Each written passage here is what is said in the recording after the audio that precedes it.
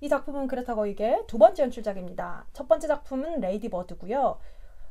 레이디 버드는 또 저희가 했죠, 한번. 네. 네, 그레타 거익을 보면 인터뷰를 한 걸 보거나 이제 뭐 영상들이 많이 있으니까요. 보면은 정말 행복해 보입니다. 왜냐면은 하고 싶었던 이야기를 한 사람의 행복 같은 게 있는 것 같아요. 그래서 그런 말을 했거든요. 이 이야기는 나한테 있어서 레이디 버드보다 훨씬 더 개인적인 얘기다.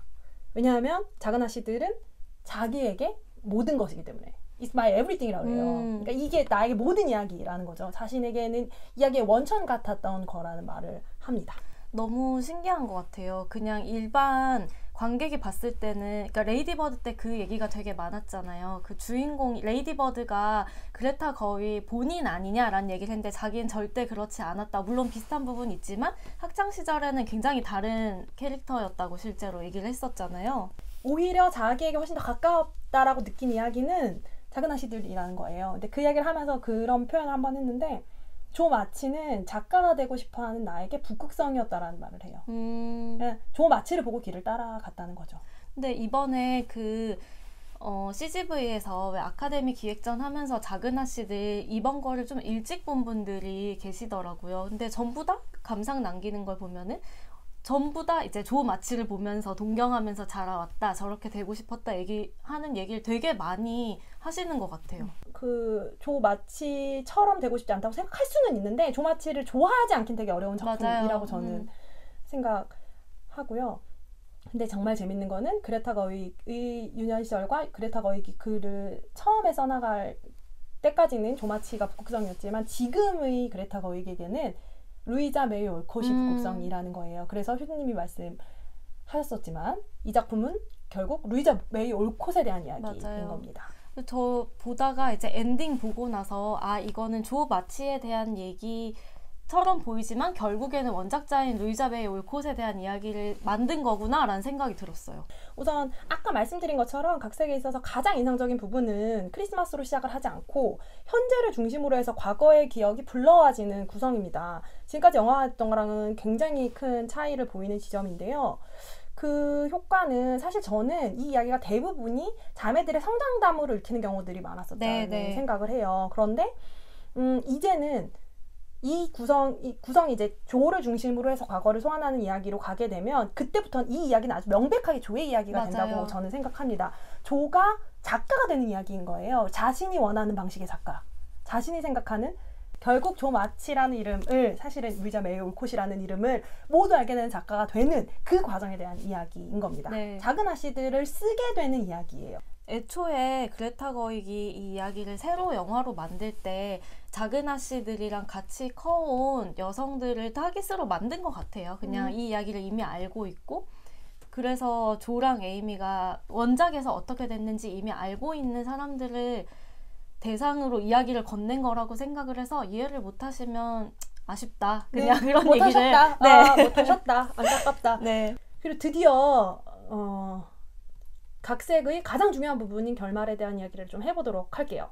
전 결말이 너무너무 좋았거든요. 정말. 결말이 어떻게 되나요?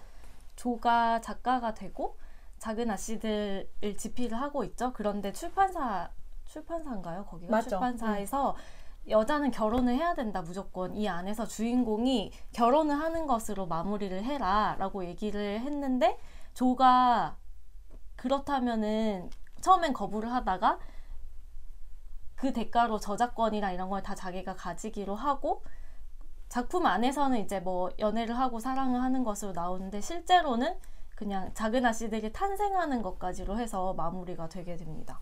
그래서 작은 아씨들을 지금까지 읽으면서 여러 가지 부분에서 배신감을 느끼지 않습니까? 특히 또 몰입을 해서 읽다 보면 배신감을 느낍니다. 그래서 거기서 또 똑같이 얘기하잖아요. 옆집 남자랑은 왜 결혼을 안 했는지.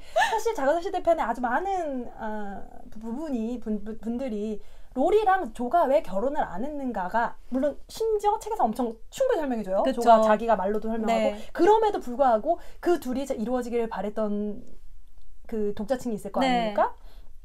저도 아니라고 말할 수 없죠. 어릴 때는. 그쵸. 너무나 간절히 원했던. 그래서 또 에이미를 얼마나 싫어합니까? 그런 사람들이. 그런 유형의 배신감. 이를테면 로리를 에이미랑 결혼시키고 그 다음 조가 처음부터 끝까지 나는 결혼은 안 할 거야. 나는 독신으로 살 거야. 난 우리 가족이 이대로 살았으면 좋겠어. 나는 남자는 잘 모르겠는데 난 내가 남자였으면 좋겠지. 내가 남자를 사랑하는 선택을 하지 않을 거야. 같은 말들을 쉼 없이 하면서도 결국 결혼을 하잖아요.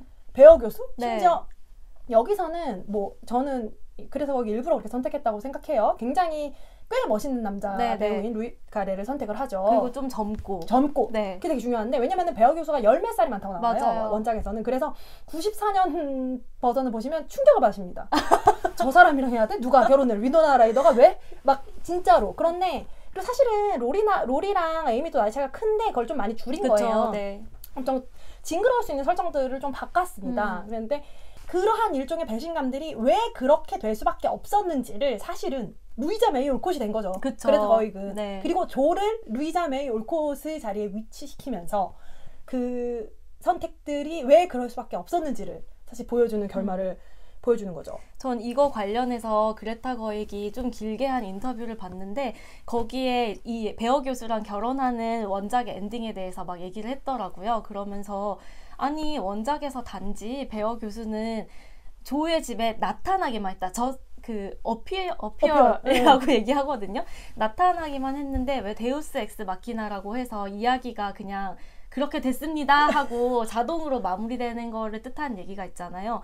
그냥 데우스 엑스 마키나고 그렇게 결혼한 게 자기도 이해가 되지 않았다라는 얘기를 했는데 그게 너무 웃기더라고요. 그냥 나타났는데 갑자기 결혼을 하고. 그렇죠. 2부에서 나타나 있는 채로 시작하잖아요. 맞아요. 2부에서. 그리고 또 그 사소하게 바뀐 부분 중에 하나는 사실 사소하다고 생각하지 않고 되게 중요한 부분인데 원래는 원작에서는 배어 교수가 출판권 같은 걸 가져옵니다. 그 설정을 빼고 우연히 그 출판사에 갖다 준 그 원고를 그 출판사 그 사장의 자녀들이 본 다음에 그걸 발견하고 이걸 출간해달라고 하는 식으로 바뀌게 되죠. 그러니까 사실은 되게 중요한 역할이잖아요. 그것을 어떻게 출간하게 되는지가 그것까지도 배어 교수한테 뺏어버린 거죠. 완전 뺏어야죠. 무조건 뺏기는 해야지. 그래서 결말에서 조는 결혼을 하지 않고 적어도 결혼을 보여주지는 않고요. 남녀공학인 학교를 만들게 됩니다. 근데 이것도 재밌죠. 원래 원작에서는 남학교입니다. 저는 그것도 이해가 안 가더라고요. 왜냐면은 그 전까지 조는 예술을 하고 싶은 돈이 없는 소녀들이 얼마나 고통받으면서 사는지 너무 잘 아는 인물이잖아요.